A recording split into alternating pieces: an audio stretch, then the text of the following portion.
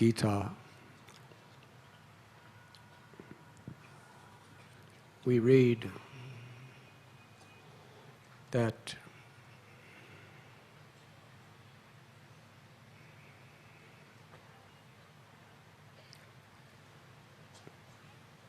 Abrahma bhavana loka punar avatarnorjana. That in this material world, there is inherent suffering everywhere and in everything. Because the eternal soul is seeking everlasting pleasure. The soul expects that and really can settle for nothing less. But when that immortal soul identifies itself in this, what Gita calls a yantra, a temporary machine of the physical body and the subtle mental body, we're thinking, this is me. And we're trying to attract people to this misconception. And we are becoming infatuated by other misconceptions in the form of things and people. And it's such an endless cycle. And all solutions to our problems, without understanding this basic principle that we are all part and parcel of Krishna, of God. We are all eternal.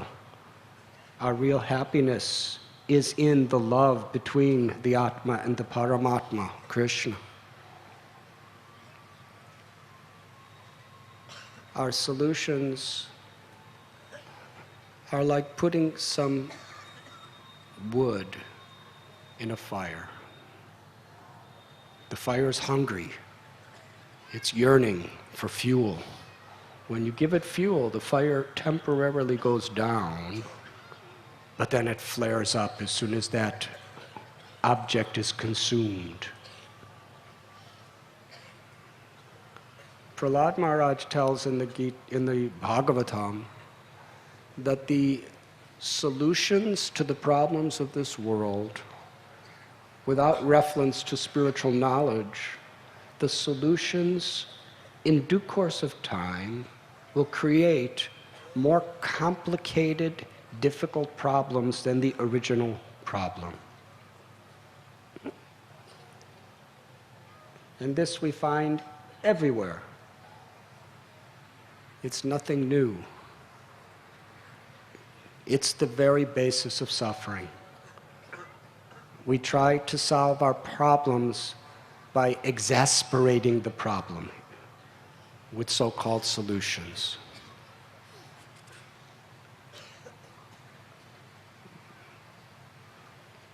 In the chapter of the Srimad Bhagavatam of Lord Brahma's prayers, there's that beautiful verse. It ends, padam padam yad vipadam natesham, samashitaye padapalavaplavam.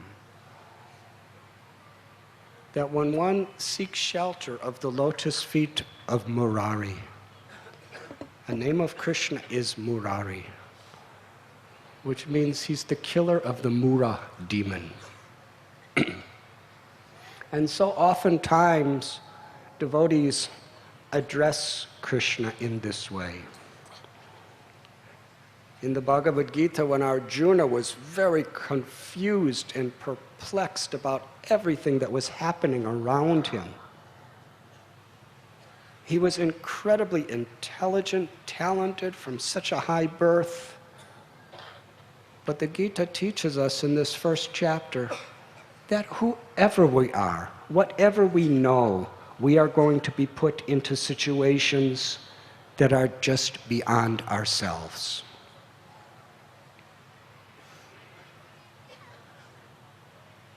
It may be in the form of disease. It may be in the form of economic disaster. It may be in the form of broken relationships. And again, and it's in the form of frustrated desires. And how we respond to that frustration.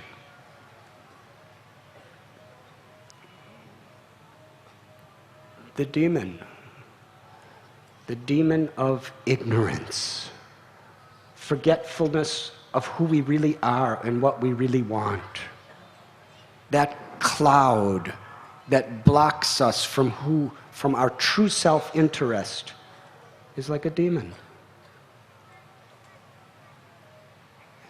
And that mystical cloud of Maya or illusion manifests many forms. Lust, incredible, insatiable passions for pleasure, for profit, adoration, distinction, or the physical experiences of life. Kama krosha, in Gita it explains that the sinful enemy for all of us is this selfish passion. Kama esha, krodha esha. When it's unfulfilled, we become angry. We make offenses. We act in ways that's just, if we have some decency, we regret it in the future. If we don't have proper decency, then we become so caught up in that anger, it just escalates and escalates into all kinds of other horrible deeds.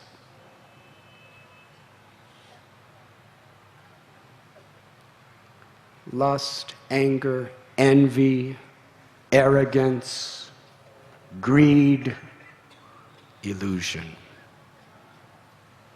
These are the demons that are killing the propensity for loving service to the Lord within our hearts.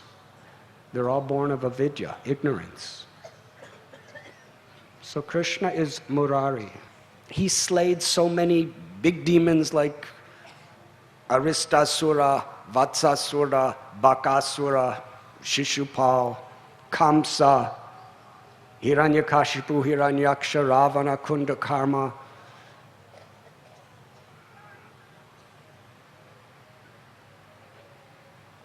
But the reason he kills all these gigantic demons is not only for the purpose of giving facility for the people of this world to actually attain the real aspiration of their desires, but to give hope to all of us that whatever demons are in our hearts, if we turn to Krishna, Krishna can release us, can liberate us from the clutches of illusion.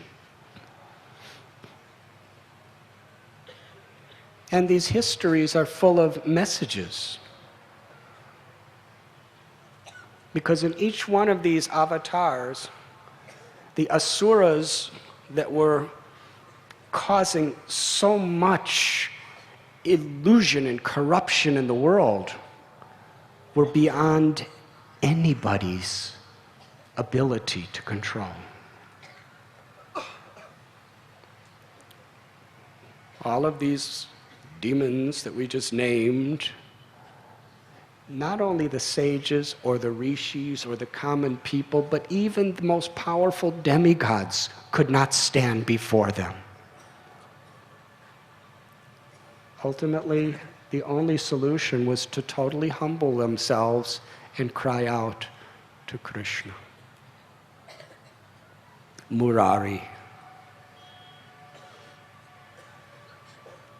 Hey Murari, please kill this demon within myself and make me an instrument of your love within this world, rather than an instrument of Maya's envy, pride, and greed. That's essentially our choice. It's a choice that each and every one of us individually and personally must make. Do we want to be instruments of illusion? If we are going to be instruments of illusion, we have many choices within that realm. There's tamaguna, rajaguna, and sattvaguna. We could be instruments of illusion in the mode of ignorance, through intoxication and violence and envy. Or we could be instruments of illusion in the mode of passion, through greed and fruitive activities trying to get more and more for myself. Or we could be instruments of illusion in the mode of goodness by trying to actually make this world a better place through philanthropy and charity and honesty and truthfulness, but no real conception of what is beyond death and what is the real needs of the soul. Or we could choose to be instruments of Krishna Kripa, Krishna's mercy within this world. Krishna has appeared within his name, Murari. And if we call out for Krishna's names with feeling, the same way the devas and the helpless people cried out when Kamsa or Hiranyakashipu was standing before them, then Krishna will liberate us from those demons within us and make us pure.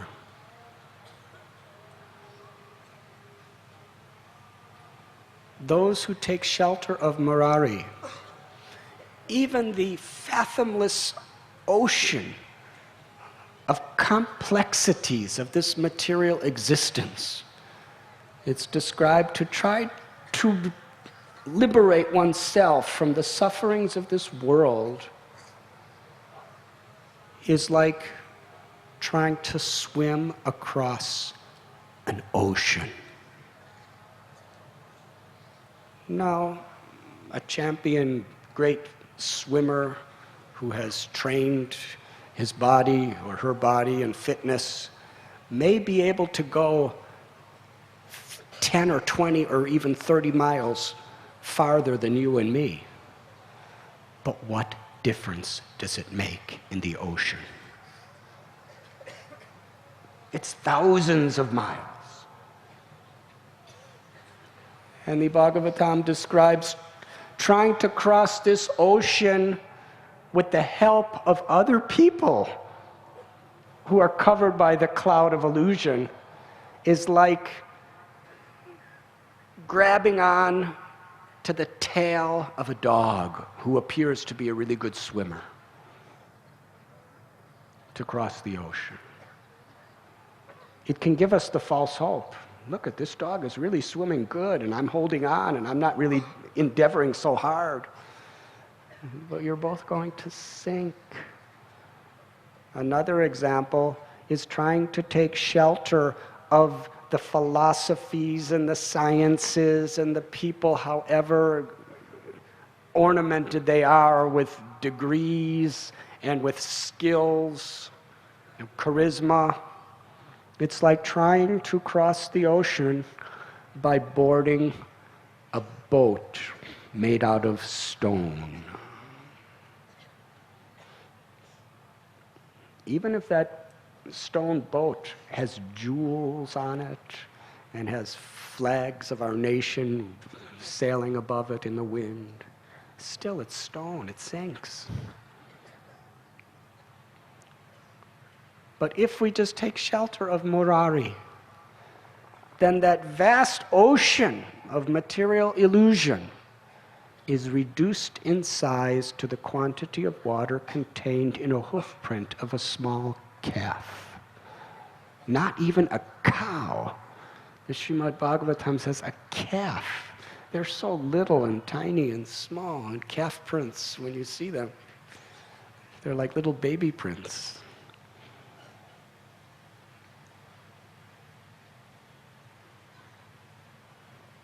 Because Krishna tells us, Mayadhyakshena prakriti suyate sacharacharam. He's the controller of material existence. Daivi heshu gunamayi mama maya duratyaya. If we surrender to Krishna, then what is impossible becomes possible.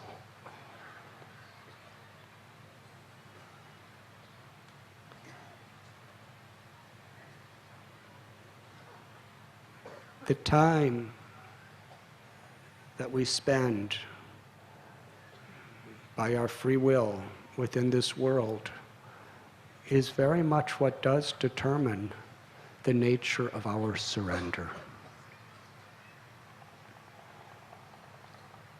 Surrender is not just coming to Govardhan Hill, doing parikrama, getting a nice good cough and thinking I'm really purified, and then going back to wherever you live and wasting your life. Surrender is a moment-to-moment choice that we all have. And time's running out. Maharaj Parikshit had 7 days to live. And Prabhupada tells us he knew he had for sure 7 days. But there's not a single person in this whole planet Earth that knows for sure that we even have 1 day to live.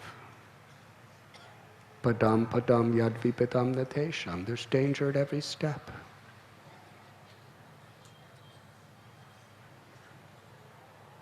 So we come to these holy places for many reasons. We come to realign our priorities in life. What is it that I really want? Who am I? What is the purpose of life? Sanatana Goswami inquired with these questions from Lord Chaitanya. People call me a scholar, and I believe them. I'm such a fool. But I don't know. Who am I? Why am I suffering? What is the purpose of life?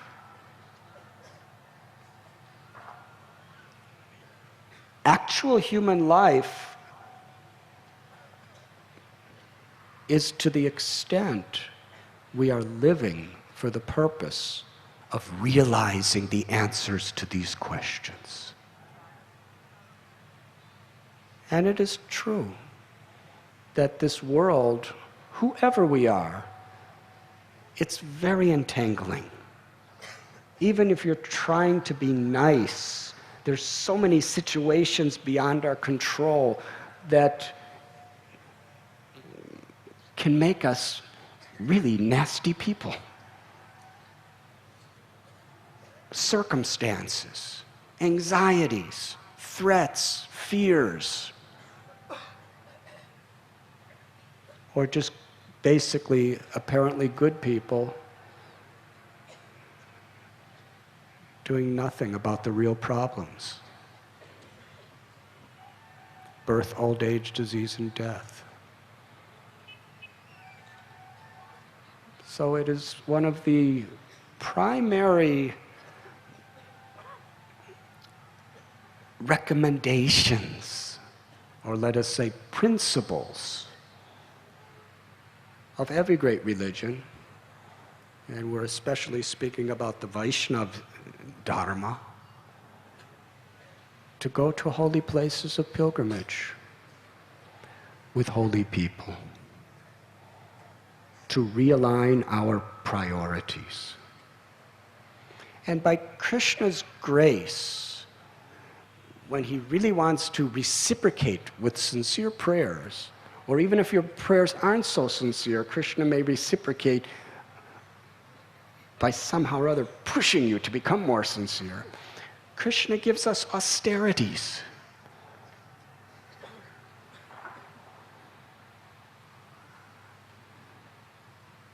Those austerities should be welcome.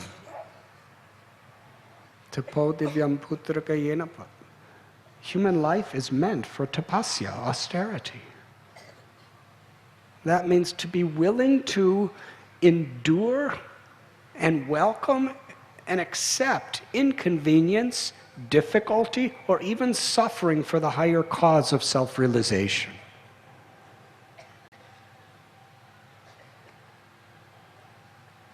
I remember when Srila Prabhupada came to the community I was living in 1976. He sat on his seat, and the first thing he said was he just drove from the airport in a car. He said there was a sign on the way that there was road construction. And there was so much traffic jams because of the road construction. And there was a sign. Prabhupada noted everything from a very, very spiritual perspective. The sign said, temporary inconvenience for permanent convenience. And Prabhupada said, this is the illusion of this world. This is the promise, some temporary inconvenience for a permanent convenience. But actually, in the real sense, that's what spiritual life is for. We accept temporary inconveniences for the purpose of our sadhana, our seva, and it does create a permanent convenience. And then he said, without spiritual knowledge, what is the progress of human society? We judge progress by the evolution of human character. And the highest character is the character Vairagya Vidya Nija Bhakti Yoga, of detachment from selfishness and egoism, knowledge of what is real and what is not real, and the fruit of knowledge and detachment is bhakti, where we act and utilize our body, mind, words, and everything in our facility for seva, for the loving service of the Lord. And then he said, the dog is running on 4 legs, and man and women are running on 4 wheels. What is the progress?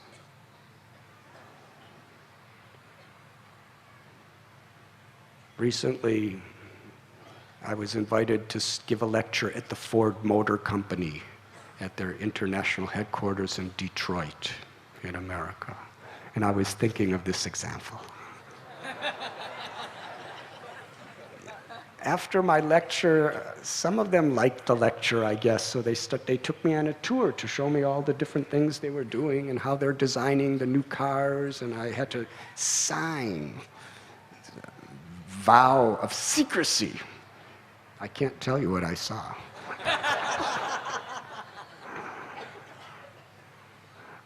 What they're, for the next 10 years and 20 years, the new designs of the cars, and they were showing me how they work. And then they took me on this test drive where it was going 100 miles per hour, not kilometers. That's about 40 kilometers an hour. And every 3 seconds he was changing lanes, like. And I was thinking, what am I doing in this? Just came to give a lecture. But they wanted to reciprocate and make me happy, and I just said, all right. They took me in this test car, one of the fastest cars in the world, that's faster than the Ferrari, and he was, and I'm chanting japa. I must say it was some of my more attentive rounds of japa. If only human beings would put so much effort and so much facility and so much brain power and body power and so much time into actually solving the real problems of life. Essentially, we go by our cars, we go by our, Prabhupada called them aeroplanes. Eating, sleeping, mating, and defending. The mentality of the dog and the mentality of the human is, there's really no difference unless we're trying to find the experience of seva, of unalloyed devotion to the Supreme Lord, the actual solution to the problems of death.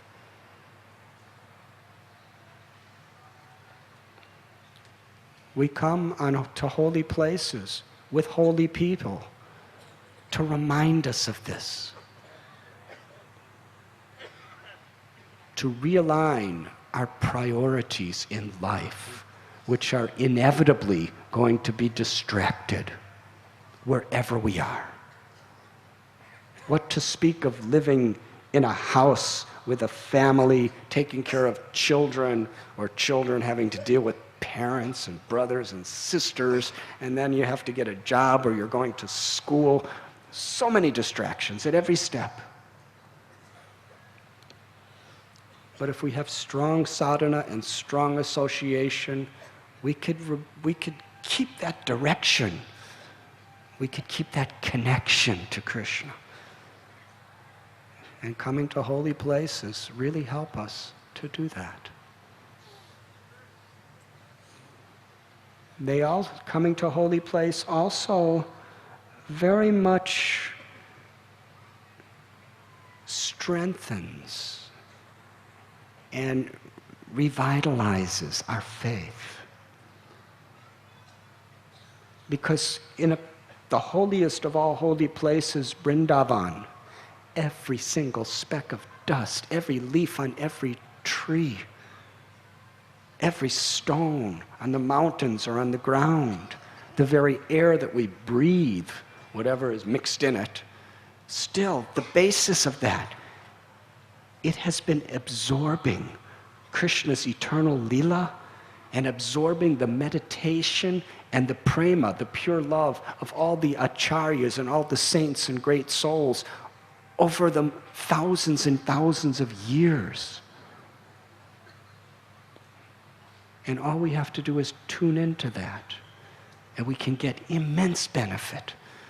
We can get filled with grace. But it's very difficult to tune in, to access that grace, unless we're in very good association. Jagadananda Pandit, he got angry at Lord Chaitanya because he had a special relationship with the Lord. And he said, I want to go to Vrindavan. And Lord Chaitanya said, you shouldn't go in an angry mood. I'm not angry. But he really wanted to go. So Lord Sri Chaitanya Mahaprabhu said, and this is not just an instruction to Jagadananda Pandit, Srila Prabhupada in the purport quotes from the Acharyas, this is a general instruction for all of us, that we should go to a holy place like Vrindavan. Don't stay too long, because the tendency is we get familiar with the residents there, we get familiar with the dham, we take things for granted. If we take things for granted, we take things to be very ordinary, and we could also make offenses. If we go to a holy place, we should stay in the association of saintly people who give us the vision of the holy dham. So when there are so many people coming together for this purpose, it's like a monsoon shower of blessing and opportunity for us. Whether we come with 1 or 2 or 3 people, or whether we come with 5,000 or 6,000 people, the idea is we're here for each other.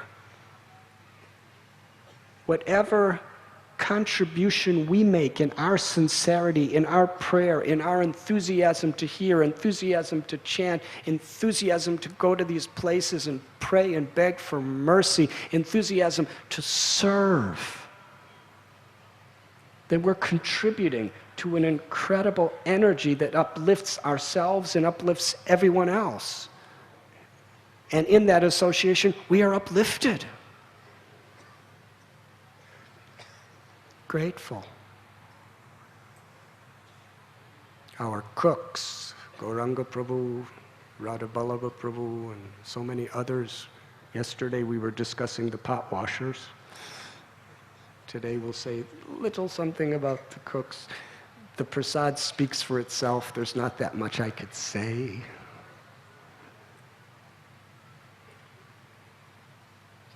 But these devotees, they spend months planning the kitchen, planning the menus, planning the bhoga, planning the preparations before the yatra even begins.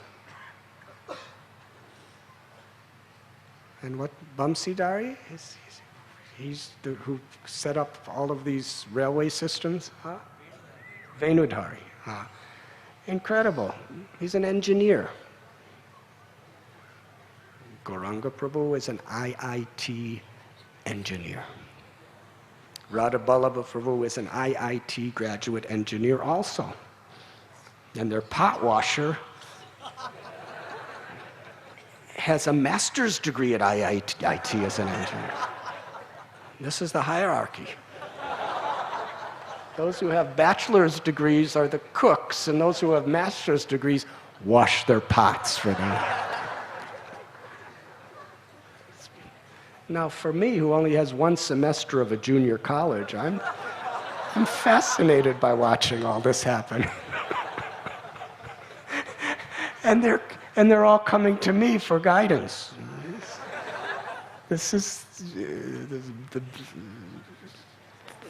the logic of bhakti.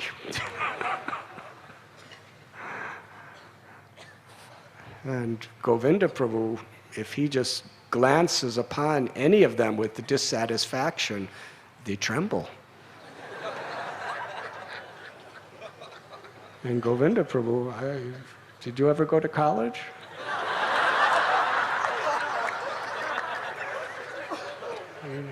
Somewhere in Belgaum, he learned basic Marathi and all that stuff.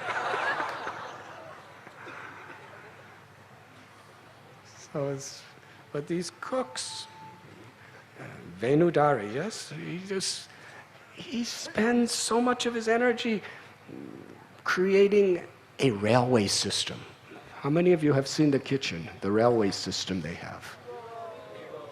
And these hoists, these special cranes that are handmade and designed just to lift and move pots, gigantic pots. I was thinking, why be a weightlifter or a mystic yogi who can, do all kinds of mysticism? All you need is this crane.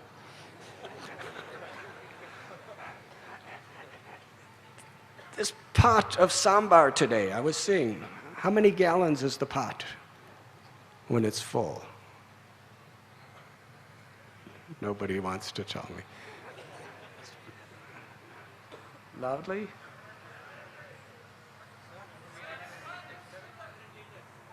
700 liters in one pot. So it's a gigantic pot. And there's one little skinny guy just pulling a little chain. And factually, any of our children could do it. They're just like, just pulling this chain and the pot's going, and then they just push it here and the pot goes, and they put it down here, and then a person just pushes it and it goes down the railway system. Incredible. So much thought, so much devotion, so much dedication. And to cook, what's like 7 or 8 preparations for 5,000 people every lunch? And that's in between breakfast and dinner. And yet when I go to the kitchen, they don't seem stressed out. They seem like they're just, And the ladies from Belgaum, they're making rotis 10,000 rotis a day. They're just cooking and they're singing and they're smiling and they're happy. And then they sometimes roti, sometimes dosas or other types of preparations. And they're just happy serving. While everyone else is out on parikrama, going from place to place, they're just cooking, cooking, cooking, all day, every day. They've come to serve. It's service to eat prasad. It's service to cook prasad. It's service to serve the prasad. Everything is service. It's just a matter of our consciousness.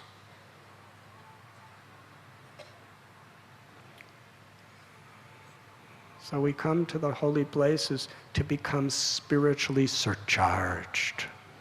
And in the association of people who are eager to hear, eager to chant, not expecting things for me, but how I can be an instrument to inspire and make others happy and enlightened. That's how we make advancement.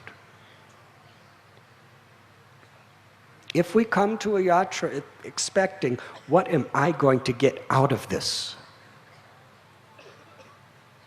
Expecting that I want this, I want that, I want this attention or that attention, we're missing the opportunity. We should come to serve, to be grateful that these people have been spending months preparing these menus, and now all of that energy, all of that devotion, all of that surrender and sacrifices in every morsel of this food. Let me be grateful and honor this prasad to my full satisfaction.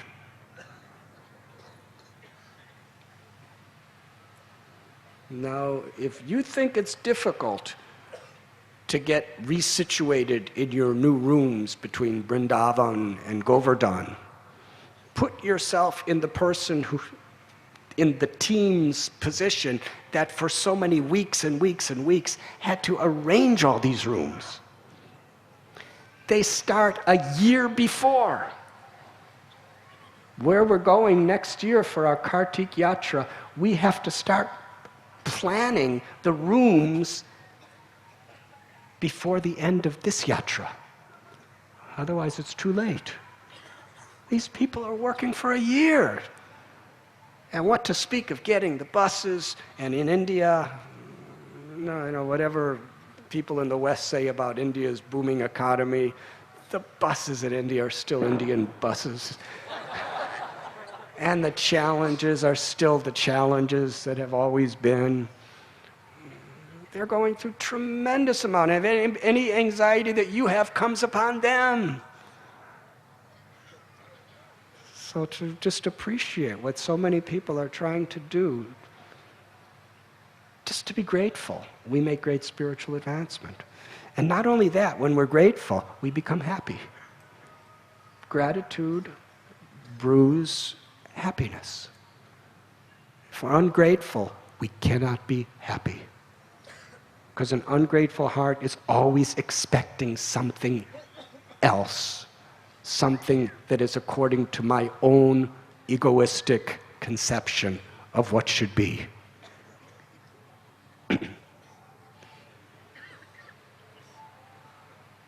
Gratitude is, I'm going to try my best to be an instrument to serve, to absorb myself in Krishna with a grateful heart.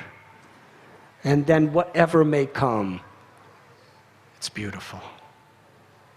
Accept it as grace and flow with the current of that grace to Karuna Sindhu, to Krishna, who is an unlimited ocean of love, kindness, and mercy.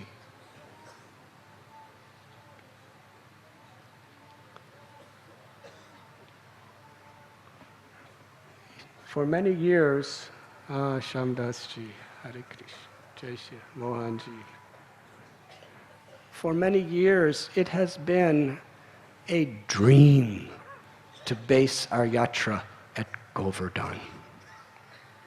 In Vrindavan, there are so many places, and that's very, very difficult to organize accommodations and a pandal and cooking arrangements and kitchen and everything else.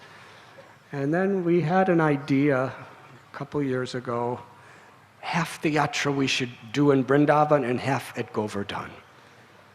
And the immediate response was, impossible. But I didn't have to say anything in response, because devotees are so well trained, they know how to respond to their own responses. Impossible, and I just sat patiently, and they said, but we'll try. And here we are. Some inconvenience, but Bhaktivinoda Thakur says, the inconveniences that I undergo in serving you, my Lord, are my greatest forms of happiness.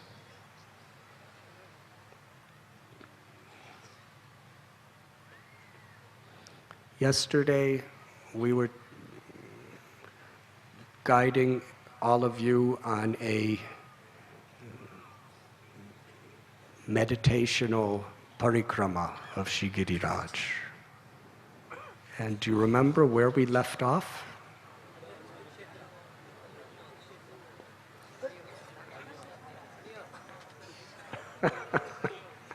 Aniyar.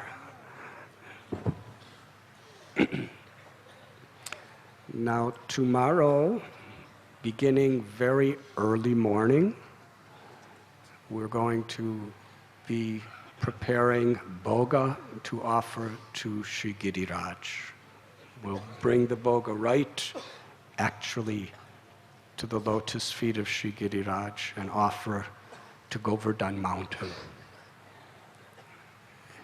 And how many stoves are going to be set up? Can anyone tell me?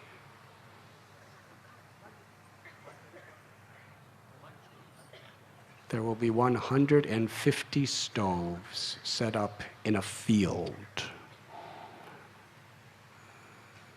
So it's a great celebration.